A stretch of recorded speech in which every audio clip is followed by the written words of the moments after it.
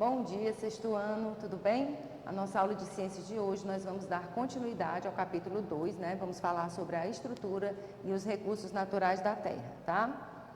Vamos lá. Bom, a gente parou aí na página 249, né? Hoje nós vamos dar sequência e concluir esse capítulo.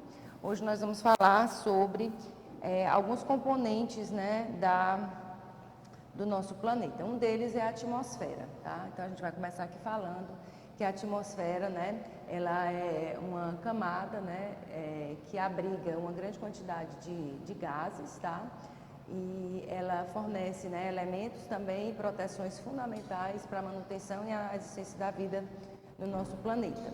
Então, existem vários tipos de gases, né, como o gás nitrogênio, tem muito nitrogênio na nossa atmosfera, cerca de 78% da atmosfera é de nitrogênio, tá? Tem um pouco de gás oxigênio, um pouco, vírgula, né? Essa concentração de oxigênio é mais ou menos em torno de 20%, né? E o restante em outros gases, como gás carbônico, vapor de água, dentre outros, tá? Bom, o que tem na atmosfera, né? Na atmosfera nós encontramos uma camada chamada de camada de ozônio. Essa camada ela é formada por 3 moléculas de oxigênio, O3, né? O3 é ozônio, tá? E ela é muito importante. Por quê? Porque ela protege todo o planeta, né? Todos os seres vivos que vivem no planeta de radiações que vêm do Sol. Então, muitas dessas radiações, elas muitas vezes causam doenças, principalmente na pele, né? Como o câncer de pele, tá? O gás oxigênio, que é encontrado mais ou menos em torno de 20% na atmosfera, é muito importante para quem? Para aqueles seres chamados de seres aeróbios. Aeróbios é que precisam do oxigênio para poder fazer o processo de respiração, tá?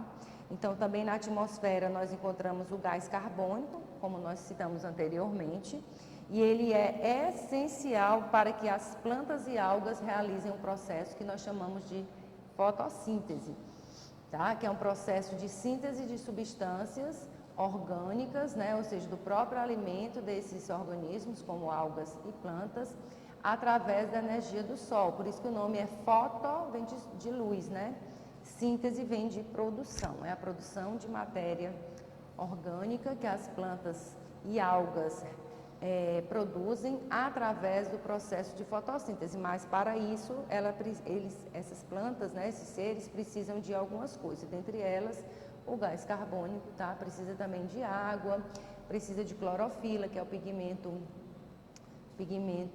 verde, né, que dá a cor verde, ok? Para que ela possa produzir oxigênio e o seu próprio alimento, né? O vapor de água também que é encontrado na atmosfera, ele é muito importante também para ajudar na regulação da temperatura do planeta e também participar, né, do ciclo da água que a gente vai ver mais adiante, tá? Bom, agora falando de atmosfera, nós vamos falar das camadas, né, da atmosfera. Então, nós temos aqui na parte inferior do esquema o nosso planeta, né? Temos a primeira camada que fica mais próximo, né, da Terra, que é a camada mais baixa, né, da atmosfera, essa camada é chamada de troposfera, tá? Ela vai de 0 até 15 quilômetros de altitude, é nessa camada, né, onde ocorrem os fenômenos meteorológicos, como as tempestades, né, as chuvas, como vocês podem ver na imagem, né? É a região onde os aviões, né, têm essa altitude, os balões, ok? Então, é a região dos fenômenos, né, meteorológicos e também onde encontramos, né, o voo de aviões e também de balões. Acima da troposfera, nós temos a estratosfera, que possui uma altitude de 15 quilômetros, mais ou menos, até 50 quilômetros, né? Alguns livros trazem 35 quilômetros, tá? E essa camada, a concentração de nitrogênio e de oxigênio na estratosfera é muito baixa, é diferente da troposfera, que é rico em oxigênio, tá? Acima da estratosfera, nós temos a mesosfera, que seria a camada intermediária, né? Das 5 camadas, a camada do meio, tá? ela tem uma espessura mais ou menos de 30 quilômetros e é uma camada muito fria, tá? E essa camada ela protege, né, o planeta da ação de meteoros, como vocês podem ver ali naquela imagem, tá? Fica tipo retidos, diminui esse impacto. Aí acima da mesosfera nós temos a termosfera, que ela possui uma altitude de 420 quilômetros, né, de espessura, isso a partir da camada anterior a ela. Ela é a mais quente, né?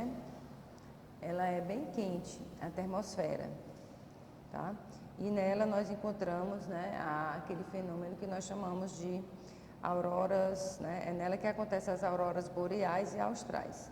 E temos a última camada, que é a mais alta de todas, que é a exosfera. Exo quer dizer externa, né? A mais externa. O final da atmosfera com o início do espaço, por isso que ela é muito quente, tá?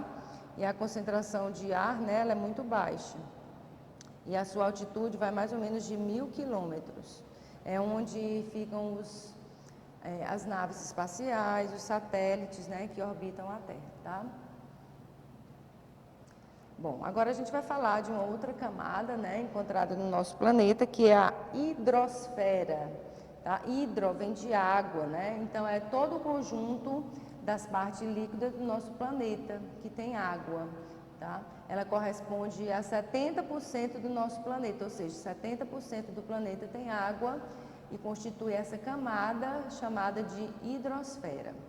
Ok? Aqui a gente colocou uma observação importante, gente, em relação à quantidade de água, né, que nós temos no nosso planeta. Então, de toda a água que existe no nosso planeta, que é desses 70%, né, 97% é água salgada, tá? Fica nos oceanos e também nos mares. Apenas 2% é de água doce, mas esses 2% aí está na forma de água sólida, né? Compondo as geleiras, as calotas polares. E de todos esses 70% de água, né, apenas 1%, em cima de 70%, né, é de água doce no estado líquido, né, que está presente nos rios, nos lagos, tá? E também água subterrânea, né, nos lençóis freáticos, tá? Daí, né, diante desses dados, nós vemos a importância de preservar, né, a qualidade da água que nós consumimos, tanto para beber quanto para as atividades diárias. Aqui nós temos um gráfico, né, que mostra que 97% do nosso planeta tem água salgada, tá? 2% de água doce congelada e apenas 1% água doce líquida, né? Tanto subterrânea quanto em reservatórios, como açudes, lagos, bom? A gente vai falar agora sobre o ciclo da água, né? Ou o ciclo hidrológico.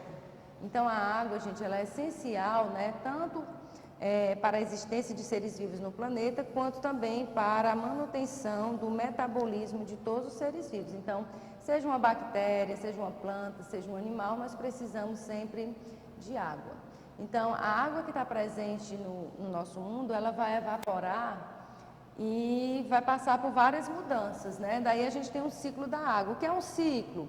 O ciclo mostra justamente que a água, em determinado momento, ela está na forma líquida, ou ela está nos seres vivos, né? Ou ela está na forma de vapor, tá certo? Então, nessa imagem, a gente mostra aqui o ciclo da água. Observe que os reservatórios, como rios, os mares, os lagos, essa água ela vai evaporar, ou seja, ela vai passar do estado líquido para a forma de vapor. Então, quando ela passa do estado líquido para a forma de vapor, ela vai formar as nuvens, né? Vai ocorrer o processo de condensação, formando as nuvens, e daí o de precipitação, que é essa água passar da forma de vapor para a forma líquida e precipitar em forma de chuva. Quando essa chuva cai, parte dela vai para os reservatórios, parte vai ser absorvida pelas plantas, né? Parte dela vai ser infiltrada no solo para fazer parte dos lençóis freáticos. No ciclo da água também, nós observamos o processo de transpiração.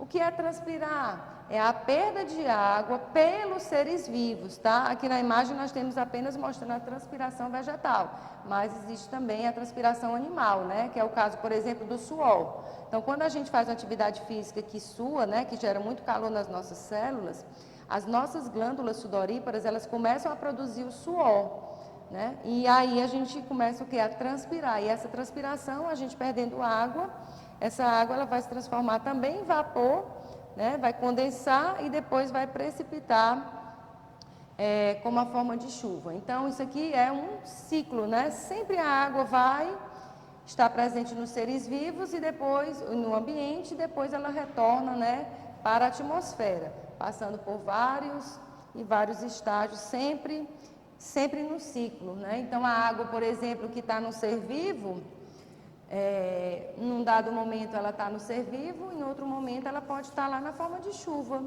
tá? Por exemplo, os excretas, como é o caso de urina e fezes, né? Tem água. Então, essa água ela vai evaporar, vai condensar e vai precipitar em forma de chuva, tá? Sempre num ciclo.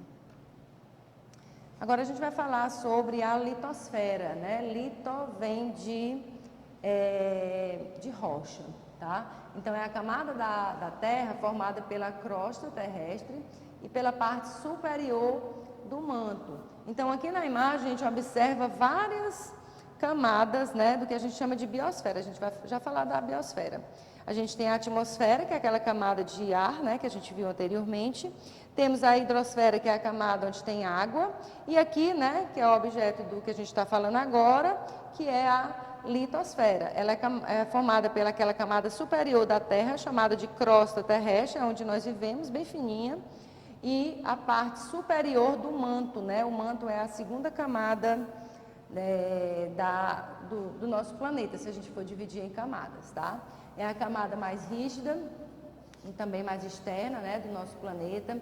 Ela é constituída por vários tipos de rochas e também minerais, e a espessura varia, pode ser de 5 quilômetros, como pode chegar até 100 quilômetros, dependendo do relevo, tá?